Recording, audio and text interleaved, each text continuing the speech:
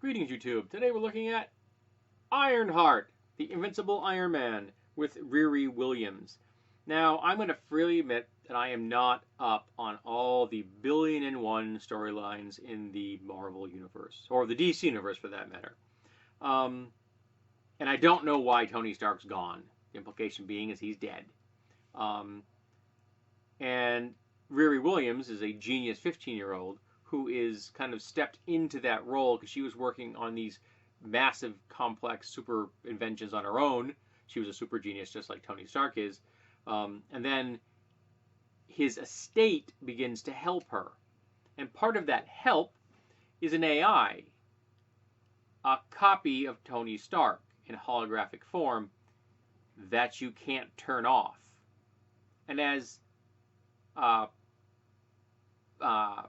Pepper says, only, or Piper rather, only Tony Stark would think giving a copy of himself that you can't turn off is a gift. So Tony Stark is still here, but just literally in spirit as a holographic AI. And she's training to become a true superhero, both based on her own inventions and inventions produced by Tony Stark himself, which he is helping her achieve this, well, at least the AI is. And so essentially she's stepping into the Iron Man role because he's gone. And again, I don't know why he's gone.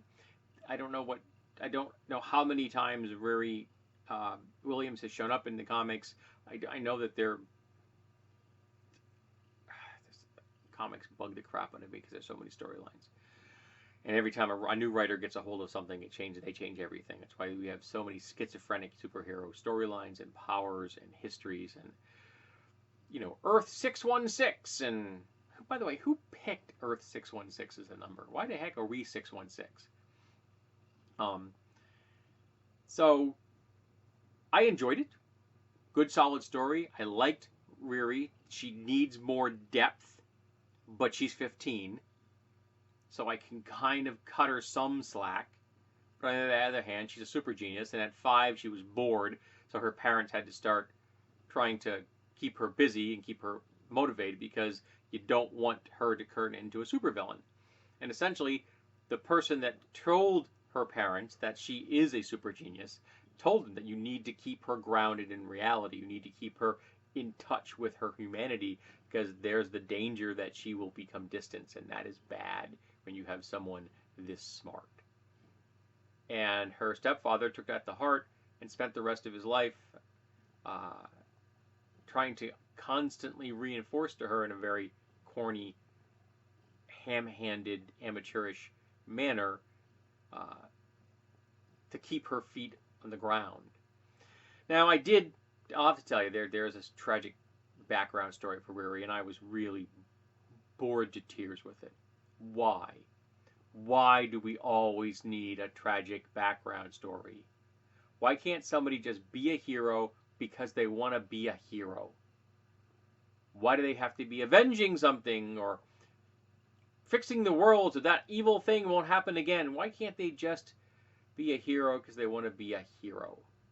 Lots of people become firemen without tragic backstories. Lots of people become soldiers and doctors and cops and all kinds of different occupations that are real-life heroes, and they don't have tragic backstories.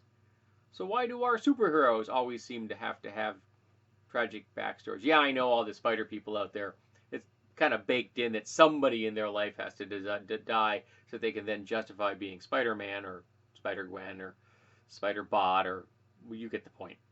But I could have done without the tragic backstory in the Riri Williams story, which is, I'll freely admit, not an easy name to say. Riri does not roll off the tongue. And I actually, is Riri a common name? Is it something I haven't exposed to, or did they create the name Riri for this comic? I don't know. So if anybody out there knows more about this comic than I do, and that won't be hard, you might be able to fill in some gaps in my knowledge. But the comic I did read, the first 5 issues of this story, I really enjoyed, and if I ever stumble upon the next 5 cheap someplace, I'll pick those up so I can read them as well. But I can't imagine I'm going to hunt them down specifically. It wasn't that good. I need to really be captivated by something to hunt it down specifically to read it. The last thing I spoke about hunting down and getting was the Deathlock, the Demolisher comic, which may be read by the time you see this review. I don't know. I'm reading it right now. So I enjoyed Ironheart. I like the name. I like the character. Other than the tragic aspect, I liked her background. I like the fact that she is a super genius 15-year-old girl of color. That's a nice change of pace. There's way too many white dudes in superhero comics. There's way too many white dudes in all stories, in films, and TV shows, and in comic books, everything, books, you name it.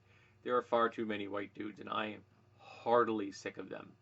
We need more diversity, because there is diversity in the world, and that's just a reflection of reality.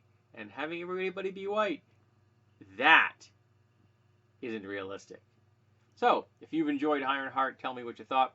And if you know more about why Tony died, I'd love to know.